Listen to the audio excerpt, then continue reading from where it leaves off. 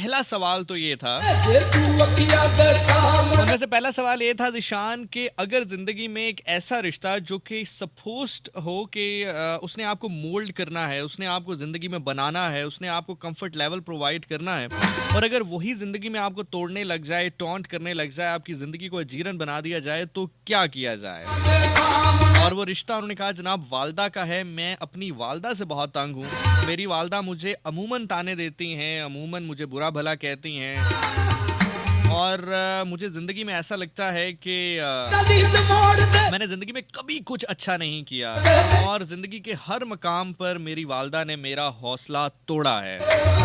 अच्छा, इसमें सवाल करने वाले, अब ऑब्वियसली चूंकि हम इस सेगमेंट में नाम डिस्क्लोज नहीं करते, लेकिन मैं आपसे ये ज़रूर कहना चाहूँगा कि चूंकि आपने मुझे वो पॉइंट क्लियर नहीं किया कि ऐसा क्यों है, क्योंकि ऐसा होता नहीं है अमूमन। 99.9% ऐसा नहीं होता है कि विदाउट एनी रीज़न आपकी जो वालदा है वो इस तरह से करें, और अगर वालदा रियल हों तो, और अगर हैं, अगर ऐसा केस है तो आप कर क्या सकते हो उसमें, वो अब हम उसके ऊपर आते हैं। बजाय इसके कि मैं ये कहूँ कि जनाब उफ दुख हो जाता है, बंदा रोता रहता है, मर listen what I am saying now. देखिए, अगर आप किसी ऐसी पोजीशन पे मौजूद हैं जहां पर आपका हौसला तोड़ा जाता है। अच्छा, इंसल्ट के बारे में ना एक बड़ी खूबसूरत बात कही जाती है, कहते हैं nobody can insult you without your permission. आपकी इजाजत के बगैर आपको कोई इंसल्ट नहीं कर सकता, और ये हकीकत है। आप कभी नोट कर लें, जितने लोग मुझे सुन रहे हैं, जिंदगी में कभी आपको महसूस हुआ हो कि यार आपकी बेइज्जती हुई है, थोड़ा सा आप अगर उसको एनालाइज करेंगे तो आपने कोई ऐसी हरकत की होगी जिसकी बेस के ऊपर आपकी वो बेइज्जती हुई है, या आपने उस शख्स को इतनी लिवरेज दी होगी कि वो आकर कोई ऐसी बात कर गया आपके सामने जिसकी वजह से आपको ये महसूस हुआ होगा कि यार मेरी बेइज्जती हुई है। तो कोई भी आपको इंसल्ट नहीं कर सकता विदाउट योर परमिशन। इसी तरह कोई भी जिंदगी में आपका हौसला नहीं तोड़ सकता विदाउट योर परमिशन।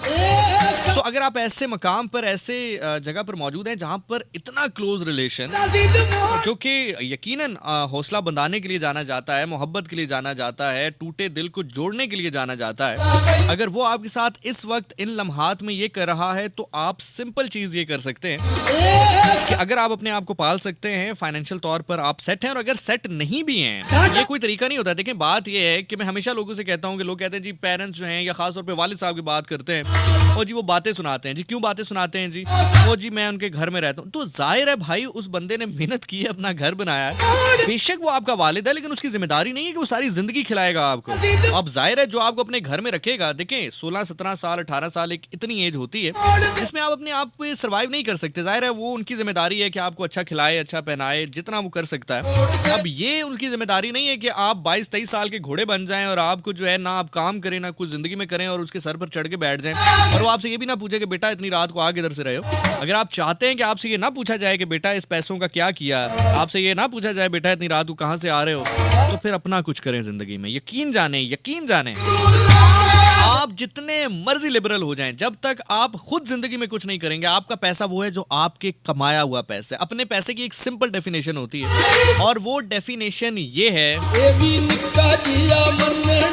कि उसके बारे में आपसे सवाल नहीं हो सकता। अगर आपसे कोई पूछे ना कि भाई अपने पांव पे खड़े होने की क्या डेफिनेशन है, या अपना पैसा कमाने की क्या डेफिनेशन है, तो अपना पैसा कमाने की एक सिंपल डेफिनेशन है कि उसके बारे में आपसे सवाल नहीं हो सकता। कोई आपसे ये नहीं पूछ सकता कि भाई ये पैसा कहां लगा है, क्यों? क्योंकि वो आपने खुद कमाया है। उसको आप फाड़ें, जलाएं, एंजॉय करें, चैरिटी में दे दें, जहां मर्जी उड़ा दें, वो सवाल सिर्फ अल्लाह आपसे कर सकता है कि हाँ भाई तुम्हें मैंने माल दिया था, कहाँ लगाया, वो अलग बात है। लेकिन उसके अलावा इंसान कोई आपसे सवाल नहीं कर सकता। ये अपने पैसे की सबसे बड़ी निशानी है। तो अगर आप ऐसे मकाम पर मौजूद हैं, तो सबसे पहले तो अपनी जिंदगी को बिल्डअप करना शुरू करें, जॉब करना शुरू करें अगर नहीं कर रहे, और अगर ऑलरेडी कर रहे हो तो अपनी जिंदगी को अलग कर लो। अच्छा, ये बात मैं उन एक्सट्रीम केसेस की बता रहा हूँ जिसमें आप कह रहे हो कि वो हर बार ऐसे करते हैं, नहीं तो उससे पहले आप उनको मना सकते हो, पूछ सकते हो, उनकी दिलजोई कर सकते हो सकता है कोई ऐसा इशू हुआ हो जिसकी वजह से वो आपसे नाराज हो। ये सारी बातें करने के बाद, लॉन्ग स्टोरी शॉर्ट करने के बाद, मैं आपको बता रहा हूँ कि सब कुछ अगर आपने करके देख लिया है, तब भी आपको कुछ अफाका या बेहतरी महसूस नहीं हो रही, तो उसमें सबसे पहली चीज आप ये कर सकते हैं कि अपने आप को अलग कर लें। क्योंकि याद रखिएगा, जितना आप जहरीले लोगों के दरमियान में रहेंगे, टॉक्सिक रिलेशन में रहेंगे, ये मैं आपको हकीकत बता रहा हूँ,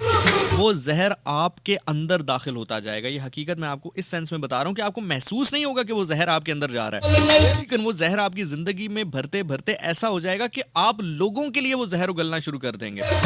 जैसे आप मुतासिर हो रहे हैं उस जहर से, वो आपके अंदर जहर इतना भर दिया जाएगा, या आपको बिना पता चले या बिना आपको उसका इल्म हुए वो जहर उस पॉइंट पर पहुंच जाएगा कि जो आपके आसपास के लोग हैं उनको आप डसना शुरू कर देंगे, ना चाहते हुए या लाशऊरी तौर पर। तो अपने आप को अलग करें, अपनी जिंदगी अलग करें।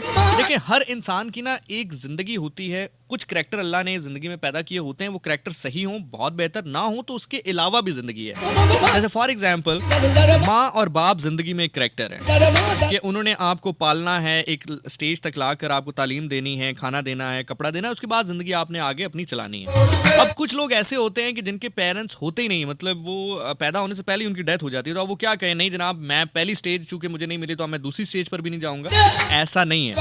अगर आपको पहली स्टेज अच्छी मिल गई है, पेरेंट्स सपोर्टिव मिल गए हैं, बहुत अच्छी बात है। पहली स्टेज आपको अच्छी नहीं मिली या जैसा आप चाहते हैं, जो आपकी सोच थी वैसी स्टेज नहीं मिली, तो get into the next stage. अब नेक्स्ट स्टेज के बारे में सोचें कि अब आप क्या कर सकते हैं। हाँ, ये हकीकत है कि पहली स्टेज ये थी कि पेरेंट्स आपके लिए कंफर्टेबल चीजें प्रोवाइड करते, आपके लिए सुकून का सामान मुहैया करते। अब वो नहीं कर सके, ये स्टेज हो गई खत्म। अब इसकी अगली स्टेज वो होती है जो आपने खुद करनी होती है, जो आपने खुद सेट करनी होती है। तो अगर आपको स्टेज 1 बेहतर नहीं मिली तो स्टेज 2 बेहतर करें, क्योंकि जैसे आज आप अपनी वालदा या वालदैन से शिकवा कर रहे हैं, कल आप अपने आप से शिकवा ना करें। This is as simple as that. आपके सवाल का इजीएस्ट और सिंपल यही जामिया हल यही हो सकता है।